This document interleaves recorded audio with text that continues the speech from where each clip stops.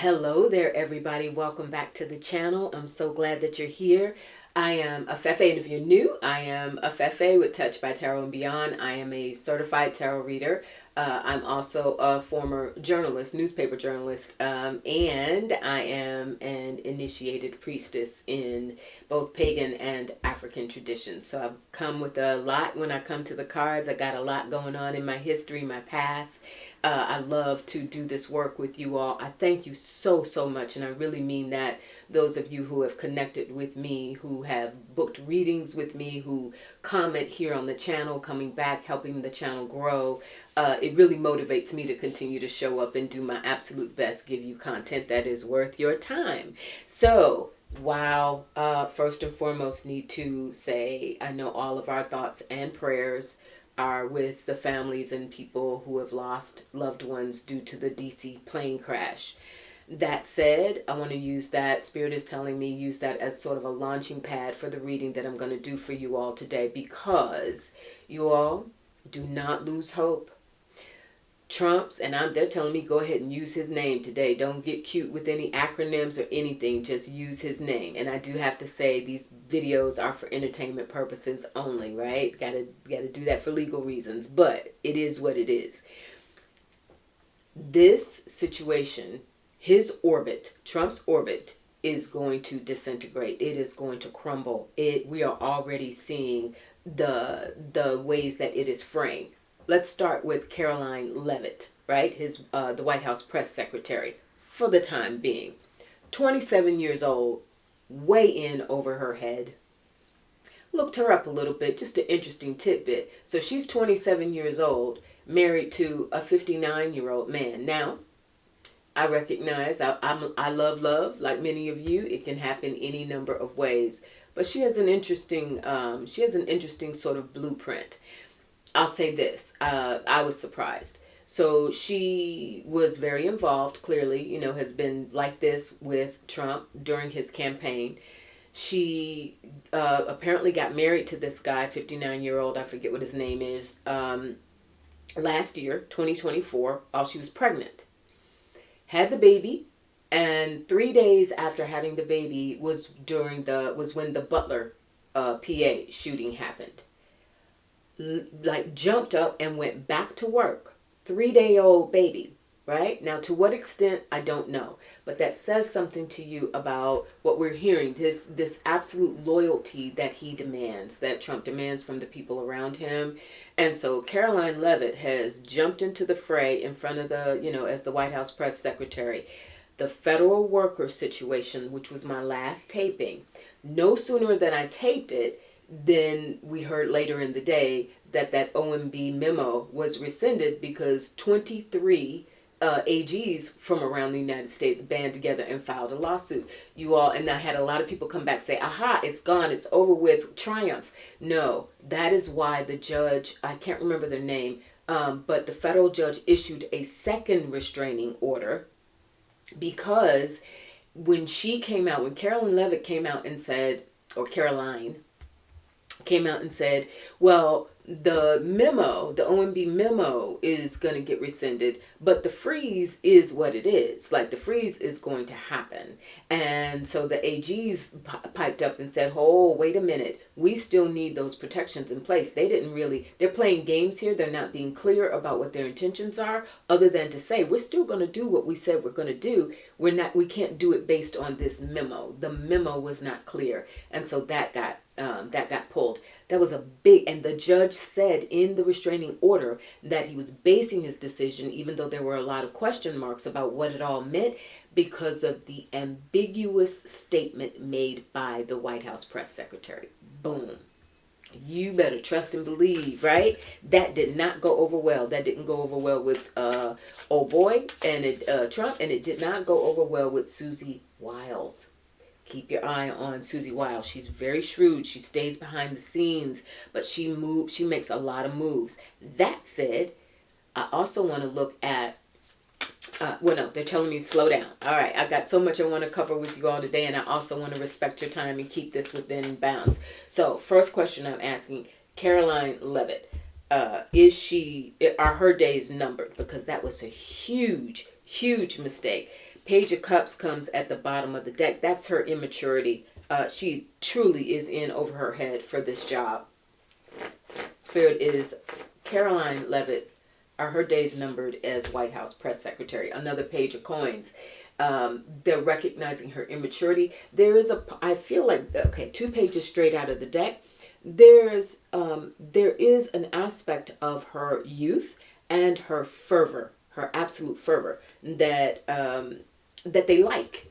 They don't want to see her fail, but they also have got to get her in like pull her Seven of Pentacles, an assessment that's being made about her. How long? They're watching her. Spirit, will she ultimately be replaced? Is she going to fall out of favor and be replaced? Page of Wands, 3 pages. All this too young. I don't know that they will like show her the door, like you're no longer a part of the club. But don't be surprised then. All this new energy, it feels like she's going to perhaps get restructured in some way. Spirit, please confirm. Is she going to go bye-bye? King of Wands, yeah. Don't be surprised if you see her replaced by a male, and a more mature male. That I don't think, because of the way these cards came, and the 7 of Coins, which is slower movement. So she's still got some time. She's got some wiggle room. I think that because it was her first major mistake, they'll probably going to try and rein her in a little bit. But the fact that she is such a pit bull, look what happened to Sarah Huckabee Sanders. Went on to to become governor of wherever. So yeah, I think she's still going to be around, but man, are the intensity of the gaze upon her right now. Like, don't you dare, watch what you need to watch what you say. You can't get up here and just fly like that, because it's going to have pushback. The fact that her name, her role that she played in that came out in that judge's order was a big deal. All right, you all, moving on. Elon Musk's fingerprints on that DC plane crash. We've all heard by now that he basically bullied the former FAA chief out of his position. He left, I think, exactly on the day of the inauguration on January 20th. We've heard that the person who was in the air traffic control was doing the job of 2 people, severely understaffed. There were all sorts of things going on. Keep in mind that these workers were also a part of that contingent of the 2 million federal workers who had been put under this fork in the road notification, right? Can you imagine the stress that they're under right now? Understaffed, no clarity, operating without an FAA chief right now, security, just tanking, unbelievable, and Elon all in the midst of that. And why? Because apparently he was ticked off at the FAA because they were threatening him with a $600,000 fine because something having to do with SpaceX, he was not following proper regulations. So he was under review, and they were going to possibly levy this $600,000 fine at him. And that's why he went off and said, oh no, I'm a new chief in town right now. I got you. He did, the former chief did resign, but Elon Musk's fingerprints are all over this, and it will, despite Trump's horrific press conference blaming, DEI, Obama, Biden, and everybody else, people of color, basically, everybody that he could think of, that everybody saw through that, the enormity of his nastiness and how fake it was, that when he read the first part of his prepared statement to express sympathy for the families, that he didn't come alive until he started with that vitriol. That's typical of him. But here's the thing, Elon got that ball started, just like Elon got the ball started with that fork in the road memo that was a duplicate of what he did with Twitter. We all know about that now. Here's what I want to look at. Susie Wiles, who really pulls some strings behind the scenes, she stopped Elon Musk from getting an office in the White House. That was his objective. Like, he wanted to be like right, right next to Trump in the White House. She said, not happening. We'll put you across the street in the Eisenhower building. That's the best we can do for you right now.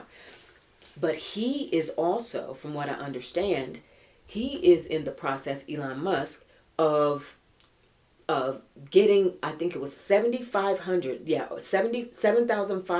leases in government buildings rescinded or canceled, like terminating these leases and getting rid of some of the real estate. How that ties into this whole trying to buy out with what money, right? And let's just say right now, applause to the federal workers who have, jumped on board, social media, otherwise, and said, don't buy it. Primarily because they're promising money that they don't even have. If they're saying you can keep your job or you can stay paid until September, there's no guaranteed money for that. That wasn't a binding contract. And so I love it. Somebody in my comments said, gotta be quicker than that, right?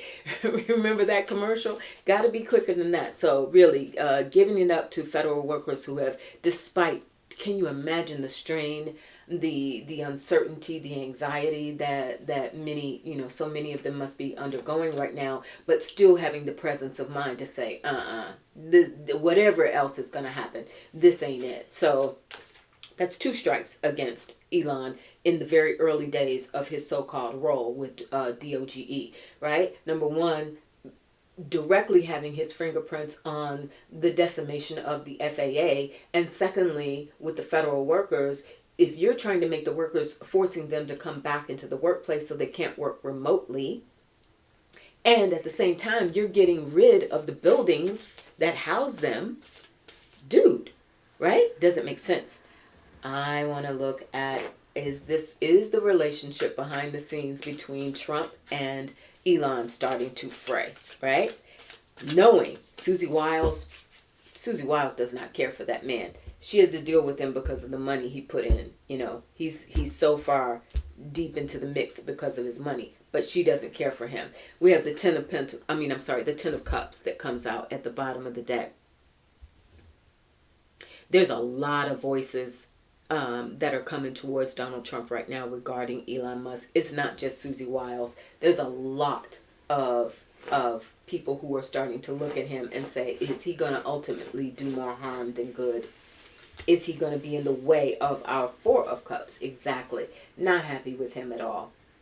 And for all of his for all of his money, we know, look what he did to X, right? Look at the absolute destruction. I read, I think yesterday, can't remember where I saw it, but he apparently made I think he did on social media, that X is barely breaking even. Like, it's lost so many people, it's going down. And so there are people who are saying he's got money, but he doesn't have the talent. He's really not. He may be really brilliant in some aspects of technology, but that has nothing to do with being able to have a function within government. And there goes justice. Thank you, Spirit. There goes justice. No, there's a reconfiguration coming, and they've got to figure out, because at this point they're so deep in with him and committed to how they've propped him up. They got rid of Vivek. As soon as he ran into Vivek, had some other ideas, he was like, no, you got to go, buddy. So they shipped him off to Ohio, see what happens with him there. But justice is coming, you all, in regards to Elon Musk. He's overplaying his hand. 2 of Pentacles, they're trying to figure out, how can we continue to use and utilize him for his money, for his influence. But at the same time, the shots that he's calling right now, the decisions that he's making, are not working, and they're not going to work. And there's the 8 of Cups. There's going to be a turnaround from him emotionally, in terms of how he really fits in. Remember, every seat at the table that we've seen with Donald Trump, there he goes. He comes in right behind him. You're going to see some distancing of Trump with him, but he can't get rid of him just yet completely because he's too committed. His name has come up too much. His face has come up too much. The role that he has been given is too big. But over time, because I will tell you this as well, the hangman, over time, it's a matter of time. He will not last. Knight of Coins. Movement, but slow movement. Because they've got to be shrewd about how they maneuver around him by virtue of the investment that he made in Trump and in the administration. But that thing is rocky. It is really, really rocky. All right. I want to close this out with some good, some good energy here. So how about talking again about the DC plane crash? How about former Transportation Secretary Pete Buttigieg? Oh, love that man. He came out and he's got some fire in him and he's cool with that fire, right? So he came out and said this, this is beyond the whole idea that what had happened was because, when he was in office, when Biden was in office, etc., he just came out and called it exactly for what it was. And aside from Buttigieg, we also know Alexandria Ocasio-Cortez has had a few words to say as well. I've already started seeing, you all, and maybe some of you have too, Buttigieg AOC ticket 2028. Why not? Let's take a look at that. There have been, so Buttigieg, Michigan. Is he going to run for the Senate seat? He says he's considering it. Gretchen Whitmer said not interested, not going to do it. Unfortunately, this is really, really sad, but she's in a precarious position because of the association with Kamala Harris, because of Michigan. And it's going to be a really tough time for women. Not that they won't win, but what I'm getting, the guidance that I'm getting is that every step has to be extremely careful. So she has said not doing it, even though she's term limited, I believe, as governor. She's on the way out. But Buttigieg has not said no for a Senate run. 9 of Wands. It would be, he's trying to put together what it would take to get that campaign, and he really is considering it, you all lovers. So he's considering to make that move for Michigan Senate, which could dot by dot by dot connect him to a run in 2028. Spirit, are we going to see a campaign from Pete Buttigieg for president? 9 of Pentacles. And the 7 of Wands. Yes, the courage to do it, the push to do it, the momentum to do it. And it is, everything's that money, right? Knowing that he can raise the money to be able to do it. And he can. He has tremendous respect from all areas of, not just moderate Democrats, more left-leaning Democrats, and some Republicans. That's what I'm telling you. And some Republicans. Pete can do it. We've got the 2 of Swords. The question would be timing. And he'd have to be prepared to, how do I want to say this? The timing of this, he knows walking into it that it would be so guttural, He's got to be ready for that. And remember, he's got a family. He's got, he's married. He has a family. He's got kids. That's a consideration. To what extent? And the Hermit, thank you for that confirmation. He's doing some soul searching about this. I believe in justice. I believe in democracy. I believe in what he believes in, what he can bring as a president of these United States. He knows all of that. He's certain of that. But taking that next step to actually commit to it. So, excuse me, Spirit, would he consider Alexandria AOC as a running mate? Because her future is bright as well. Oh yeah, the moon. The moon. There's the divine feminine that comes through in this. he would be open for sure to a woman as a running mate. But there is also making sure that she would be okay, that she's ready for it, and making sure that the two of them are, just as we saw with Kamala and Tim Walz, that there's really a melding and a meeting of the minds, because it would take the fire from both of them to get to not just launch a campaign, but to take it all the way there. And I would not be surprised. Eight of Wands, there might be some conversations that take place sooner rather than later. I get the sense, you all, and I know some of you might feel like, well, why are we even looking at 2028 right now?